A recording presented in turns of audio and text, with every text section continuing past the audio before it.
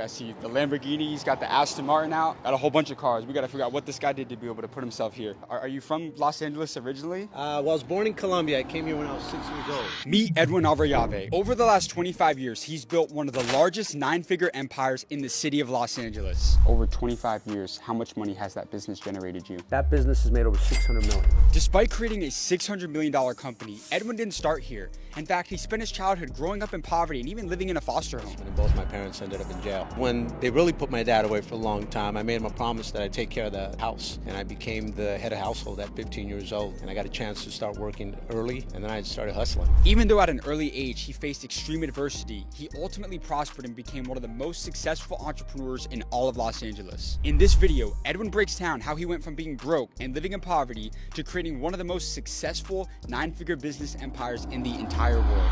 What's going on, everybody, and welcome back to Questions with Multimillionaires. I'm James, and I'm here with nine-figure Los Angeles entrepreneur Edwin Avrayave. We're going to ask him how he became successful, how he was able to get this multi-million-dollar house. So with that being said, let's get started, and can't wait to figure out how. What industry did you decide to pursue a career in? Home security. I've had that now for 25 years, and I just started a solar company a year and a half ago, which just happens to be the 20th fastest growing company in Inc. 5000 magazine. How old were you when you started your first business? I was 21 years old. 21. And how old are you now? I'm 46. What's the most amount of money that your business has ever generated in a single year? It'll be this year. We'll do 200 million. Scaling is one of the hardest things to do as a business owner. A lot of people, they'll have that great idea, but they don't know how to scale and grow it. So how have you been able to scale to a nine-figure business? It has to come back to influence, right? Because to bring in good people, they have to believe in you. You know, your dream's got to be so big that everybody's dream can fit inside of it. Because again, the good people, they have a lot of options, but you got to take the first step. Faith is really taking action before you have what you need. I remember as soon as I started the home security company, I bought the minivan before I actually had the people. Because we used to go in minivans and I used to fill all of them up, and we used to go door to door. I didn't have a team yet, but I bought the minivan knowing that the people were coming. When you put money behind something, that's when you know you're committed. I call it a necessity level. A necessity level is this sudden willingness that untaps this tremendous amount of ability that you didn't know you had. That's why I've always been great at putting myself in pressure situations that increase my urgency level. I believe low stress is low performance. But when you put yourself in these uncomfortable situations, that's when that greatness that lies within comes out. So there's a big debate in entrepreneurship whether entrepreneurs should diversify and go into a bunch of different industries or just focus on one thing.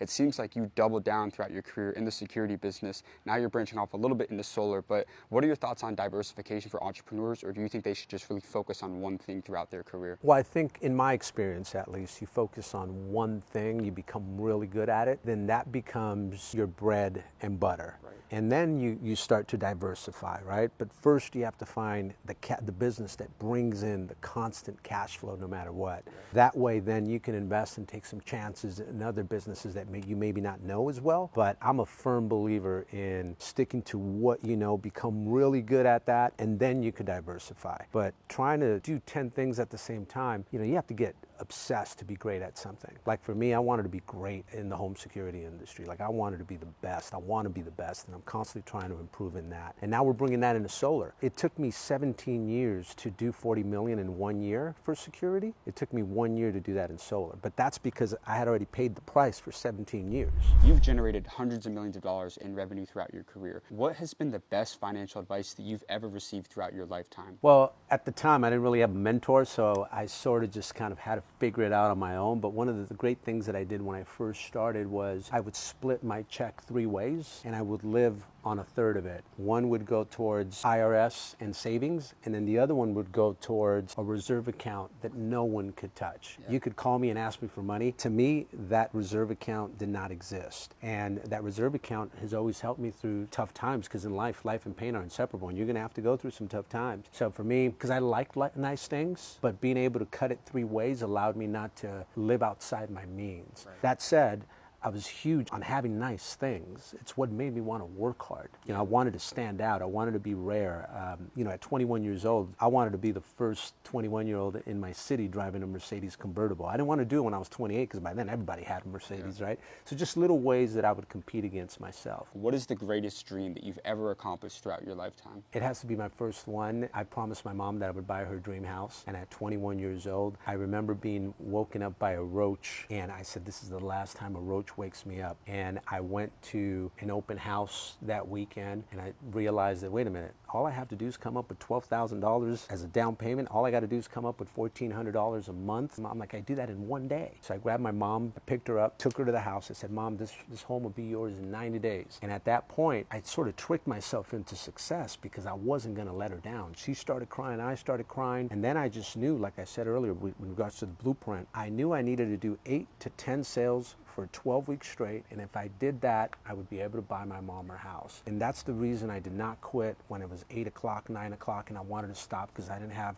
a result. I was like, I'm not leaving here until I get a deal. And then I can't tell you how many deals I got at 9:30, 10 o'clock at night, 10:30, and then I started filling myself up with belief. And I think the reason people don't buy from you is because you look desperate. I didn't look desperate anymore because I knew that somehow, some way, I would always get to the sale at the end of the day, but it started with my mom's dream. I mean, if you don't come from a rich family can come from you. And I made the decision in my family that I was going to be the one person that changed my family tree forever. When it comes to the way that people look at money in today's world, what would you say is the biggest thing that separates the middle class from the wealthy? At least for me, again, in my experience, you got to have a good relationship with money. I think a lot of people have a bad relationship with money. You know, if you're always worried about not having enough money, if you're always worried about not saving enough money, then what happens is you start to hoard all of your money. And what happens when you hoard all of your money, you never go out and touch the dream or taste the dream. And if you never touch the dream or go taste the dream, then you're not going to want to get off your ass to go make it happen. So what happens then is then you become complacent, hoping that one day you'll have enough savings to finally take action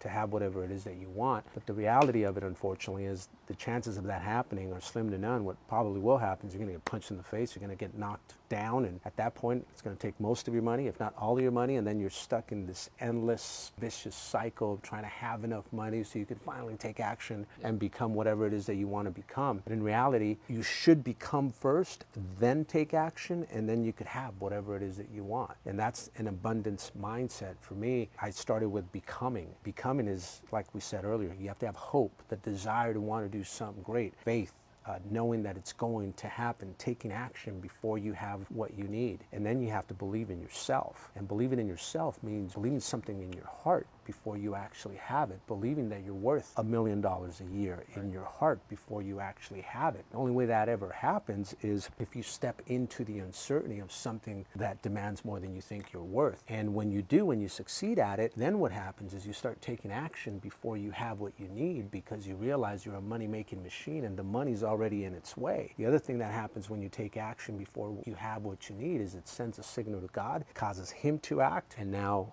the right people start showing up. The other thing that happens is you get a blueprint on what you need to make that happen now, and all you have to do is break it down to the ridiculous. The more you can break it down to the ridiculous, the more attainable it becomes. The more attainable it becomes, the more realistic it becomes, the more you're going to want to get off your butt, because what causes you to take action is your ability to think you can get a result. Wow. And then you get have, which is when you put a date on when you're going to do it by, and then you go all out. Because if you don't put a date on when you're going to do it by, then it just becomes a dream and you procrastinate.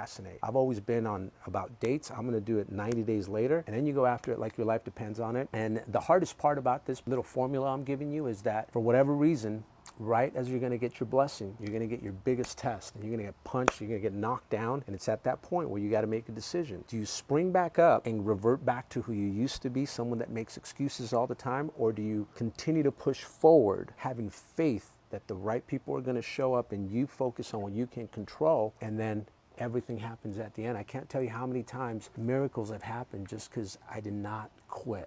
I was like, I don't know how we're going to do this, but we're going to make this happen. And the right people have shown out. Right. And I call that my abundance formula. I've used that to attain everything I have in my life. I could sit here for hours and tell you stories on incredible things that have happened just using that formula. You talked about taking action. For someone who's stuck in their 9-to-5 right now and they're miserable in their day-to-day life, what advice would you give them to really create the absolute best life for themselves? So it's figuring out the why. Too many people are worried about the what, the how, the where, the when. Not enough people are worried about the why. The why is the one thing you have to be certain about. And then once you find that out, again, you break it down to, if it's a dream, how much money do you need to be making a year, right? For me, to make 6, 7, 8 figures a year, you don't have to be that smart. You just need to find an opportunity that allows you to make that kind of money. And number 2 is you need to find someone who's got a vested interest in your success that's going to help you do it. And that's the hardest one, but if you find that, then the only reason you wouldn't make make it is because you don't work hard. But that's what I would do, is I'd find something that will allow you to make the kind of money you want to make so that you can live out your dream, whatever that is. And then I'd find someone that has been successful at it, that has a vested interest in your success, that's going to help you do it. You talk a lot about how faith is very important to you, even as an entrepreneur. For someone who may not have that belief in God or that faith in their life, what advice would you give to them? That whether you like it or not, you're faith-based. Faith is just the projection of the most beautiful possible thing for the future. The opposite of faith is fear, which is the worst possible thing for the future.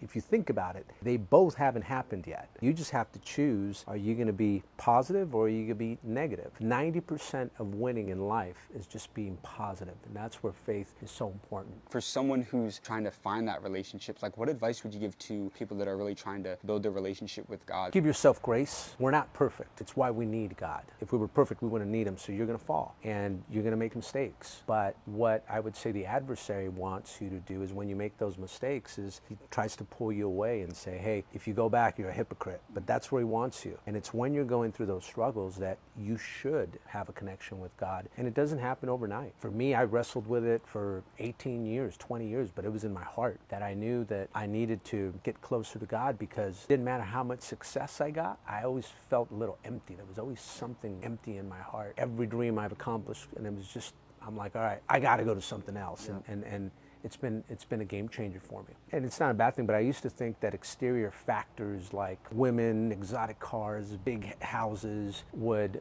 give me happiness. And just through my ups and downs, I've realized that those things didn't bring me happiness, they brought me pleasure.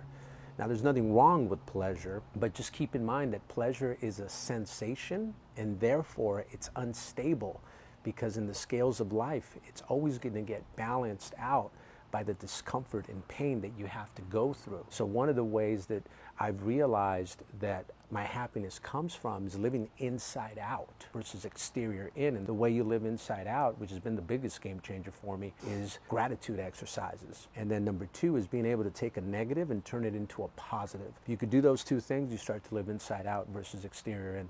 You have a multi-million-dollar house out here in Los Angeles, California. But for someone who's aspiring to live this type of lifestyle someday, what is your best advice to the younger generation out there? If there's one message that you would pass on to the younger generation, what would that be? So I think, my life is, I've had to reverse engineer my life, because for many years, up until 6 years ago, I can tell you how I succeeded. I just knew that I worked hard, I had discipline, I had perseverance, I had integrity, and I had big faith. But other than that, I couldn't really tell you how I succeeded. Now that I've been studying mindset, I've came across this thing called the reticular activating system, and you could actually Google this stuff. So the reticular activating system is part of your subconscious mind. And what you got to understand about your subconscious mind is that it sees everything and it hears everything, but it intentionally does not share it back to your conscious mind, because if it did, your mind would get overwhelmed and you would go to sleep. So instead, your subconscious mind filters what information it's going to send to your conscious mind, and it does it by the way of the reticular activating system. And the only thing it allows to get to your conscious mind is anything having to do with your dreams, which is why you're supposed to have some big God-sized dreams, anything having to do with your self-worth, which is why you got to build your identity, and anything that has to do with your survival, which is why you got to get obsessed with the things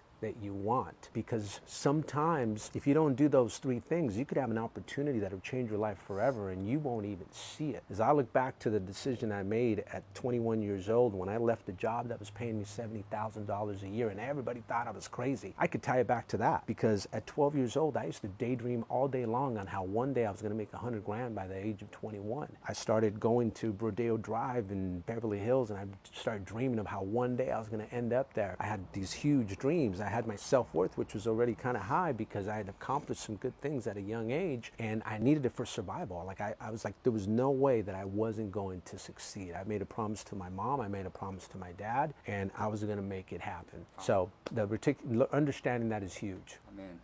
Amazing. Guys, that's a wrap on today's video. Be sure to leave a like and subscribe for some amazing content coming soon. And everybody click right here to watch us going all around Miami, Florida, asking multimillionaires how you can become successful in today's world.